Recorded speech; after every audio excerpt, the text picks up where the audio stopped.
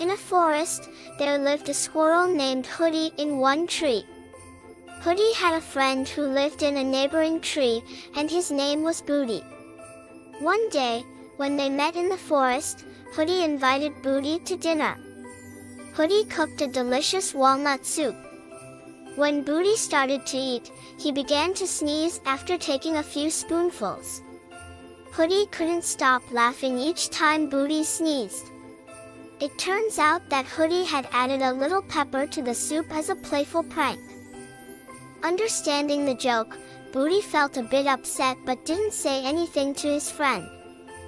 After some time, Booty also invited Hoodie to dinner. He made a tasty hazelnut soup and secretly added some pepper. This time, when Hoodie took a few spoonfuls, he started to sneeze.